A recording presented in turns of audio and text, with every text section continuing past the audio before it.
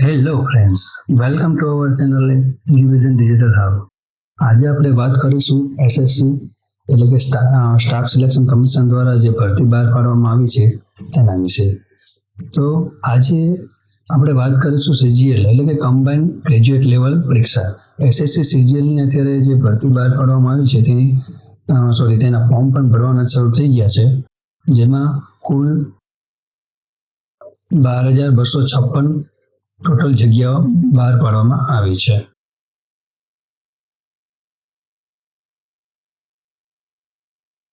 Form શરૂ તારીખ 21/5/2026 રોજ થઈ ગયા છે અને ફોર્મની છેલ્લી તારીખ છે 22/6/2026.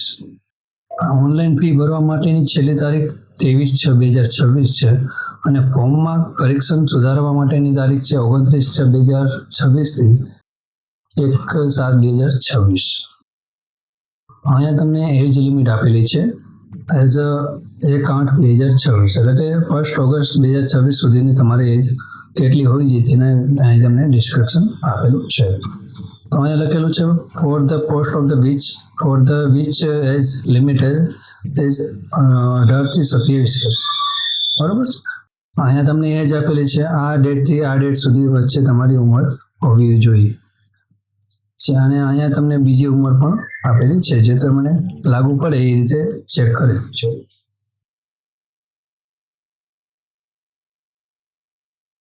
ઉંમરમાં તમને છૂટછાટ આપેલી છે, જેમાં SC/ST વાળાને 5 વર્ષની છૂટ છે, OBC વાળાને 3 વર્ષની, PWBD માટે 10 વર્ષ, PWBD OBC માટે 13 વર્ષની છૂટછાટ છે અને ST/ST માટે 15 વર્ષની છૂટછાટ આપેલી છે. બીજી તમે એક સર્વિસમેનની તમે જોઈ શકો છો, જેમાં 3 years after deduction of the military service rendered from the actual age 1/8/2026.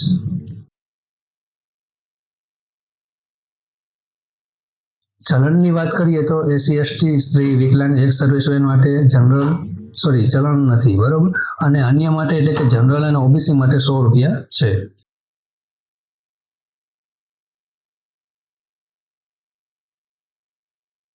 અહીંયા તમને સ્કીમ ઓફ ટાયર 1 એક્ઝામિનેશન, અહીંયા તમને સિલેબસ આપેલો છે, જેમાં જનરલ ઇન્ટેલિજન્ટ એન્ડ રિઝનિંગમાં 25માંથી માર્ક આપેલા છે, તેમાંથી મેક્સિમમ 50 માર્ક લાવવાના.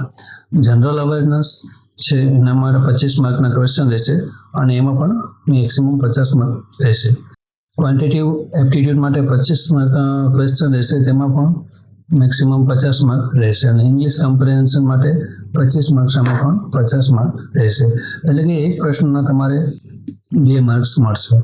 ટાઈમ એલાઉડ આપેલું છે, જેમાં 1 hour with section timer of 15 minute for each subject અને 1 hour 20 minutes with section timer of 20 minutes for the each subject for the candidate eligible for scribe as per para 7.1, 7.2 અને 7.3. અને અહીંયા તમને objective type question હશે, English અને હિન્દી લેંગ્વેજમાં તમને આપવામાં આવે છે અને ઇંગ્લિશ કમ્પ્રિહેન્શન કમ્પલસરી ઇંગ્લિશમાં જ હશે. There will be negative marking of 0.15 marks for each wrong answer.